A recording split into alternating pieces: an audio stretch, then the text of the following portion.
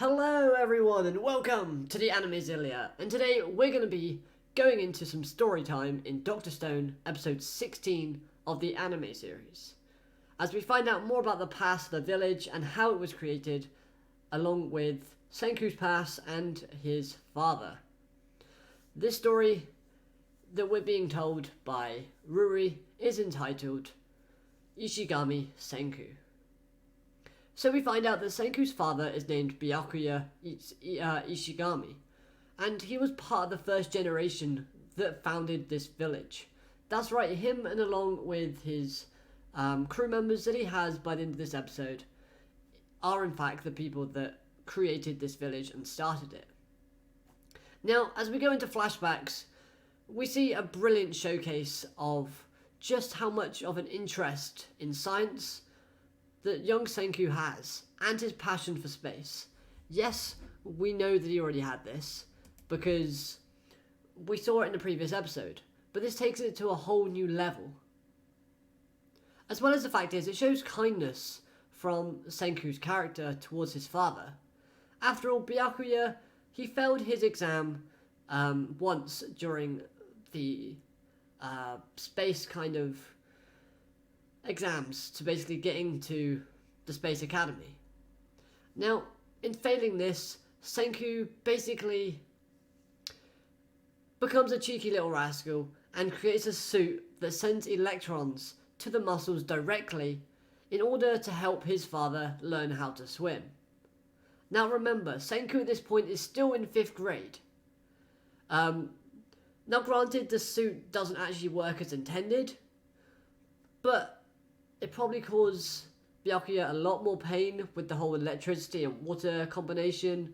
But then again, it was the kindness and the intention that was behind the creation of this suit that you see in the top right hand corner from his son that pushed Byakuya to learn how to swim on his own and pass the exam so he can become an astronaut. It's thanks to this kind gesture from his son that really gave him this drive and the push to get into this Space Academy and become the astronaut and overcome his difficulties with swimming. So this first part showed off some great characteristics from Senku and showed off his father quite nicely. It showed their relationship, and this episode kind of builds more on that as we go into it. So I found that quite a refreshing way to start this episode. Now, the second part of this episode is where things get a bit more relaxed, and until the end of the episode, it's a bit more slice of life, so to speak. This episode isn't so much like a shock factor because we know pretty much everything. It's just, here are the characters, here's the past of the village, we're going to tell you about it. And I thought that was a nice flow, and I liked the direction they've gone in at this moment in time.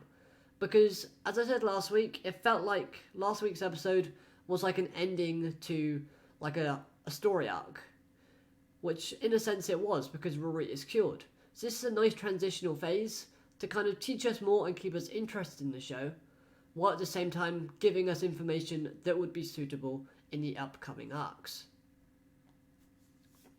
So then, first off, new characters. So we see these 3 people, and they're already on the space station. They seem like nice enough people, but nothing crazy in terms of personality. The man up in the left-hand corner is quite hot-headed, and his wife, she's okay.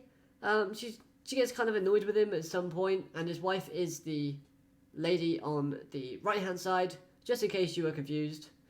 And then the girl in the bottom section of the image, she's a big fan of a character called Lillian. But the older 2 characters, the 2 at the top, they are in fact doctors. And this should come in handy when we visit Earth again and begin rebuilding Ishigami Village. Because obviously, if you get ill, that's it, you're done for. Much like we saw with Ruri, she didn't have much time, but thanks to everyone's efforts, she managed to pull through. If these 2 were around, they would be very useful at this moment in time. Next, we see this guy, which I'm really sorry, I forgot his name.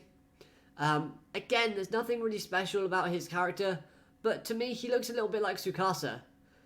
But he does claim he has no family, so I don't know. Probably not a connection there. And then we have this lad. Senku's dad, Byakuya. He's a carefree guy who just wants to enjoy himself. And he cares a lot about his son. And it's really nice to see a caring father in anime. Because let's have a look at them. Goku. Not really a caring father. Endeavor. Oops. We've got, I don't know, Mr. Joestar. The point is, there are so many dads in anime that are really, really bad.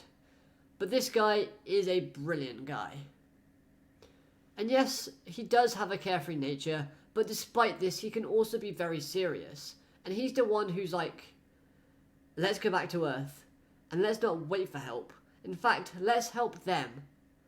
And this all round makes him a great character because it shows that he's got drive and he's got passion. We saw that from his character when he was learning how to swim and doing the exam.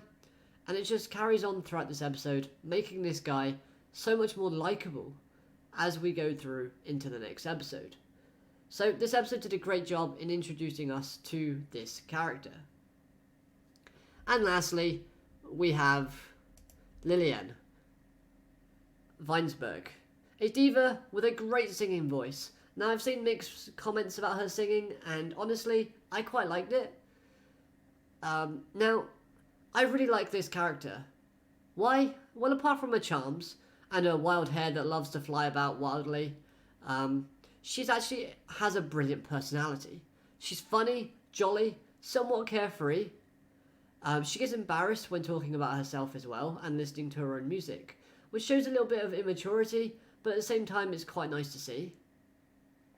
She's also kind and thoughtful, as she does allow the young girl on the station to get an autograph. She's not actually bossy.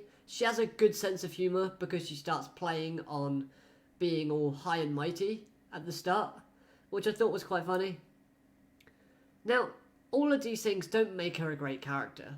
Well, they kind of do, but it's also the fact that she used to be dirt poor. She used to look like this.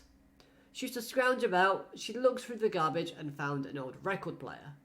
This is the first thing she ever owned, and she started to sing along, and ever since that, she's been singing her heart out.